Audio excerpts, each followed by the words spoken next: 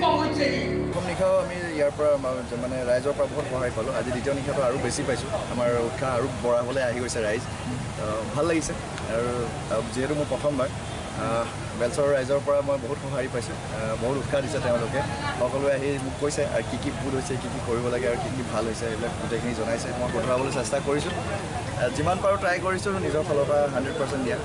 আজি কি নাটক মঞ্চস্থ কৰিলে আজি মিছন অসমীয়া আৰু যোৱাকালি কি আছিলে যোৱাকালি মানৱ অৰণ্যৰ জন্তু আছিলে আৰু এখন আছে চালাম প্ৰেমিক আছে তিনিখনৰ ভিতৰত ৰাইজে যোনখন বাছে আমি সেইখনে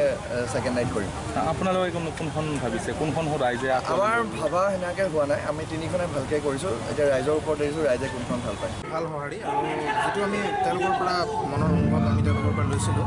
খুব বেছি ভাল এতিয়ালৈকে তেওঁলোকে আমাক কৈছে যে আগতে এনেকুৱা চোৱা নাছিল কি বিশেষ পাইছে নাজানো মই সামগ্ৰিকভাৱে গোটেই থিয়েটাৰখনৰ গোটেইখিনি বস্তু মানুহে পচন্দ কৰিছে ভালে ভাল পাইছে আৰু আপোনালোকৰ মূল লাভ কি হ'ব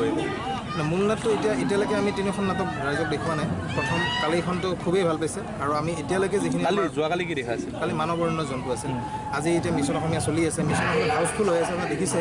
আৰু এতিয়া দৰ্শকৰ পৰা যিখিনি মই 2-4জনৰ পৰা এতিয়া কথা পাতিছোঁ এতিয়ালৈকে খুব ভাল এটা মানে তেওঁলোকে কৈছে বিৰাট ভাল লাগি আছে গতিকে আশা কৰিছোঁ এইখনো ভাল হ'ব আৰু চালাম প্ৰেমিকখন যেতিয়া মেলিম তাৰপিছতহে তাৰ ৰিজাল্টটো আমি ক'ব পাৰিম কোনখন 1, 2, 3 হ'ব এতিয়ালৈ ক'ব পৰা অৱস্থাত আমি নাই বৰ্তমান এই দুদিনীয়া কাৰ্যসূচীত দৰ্শকৰ সঁহাৰি কেনেকুৱা যথেষ্ট ভাল আজিতো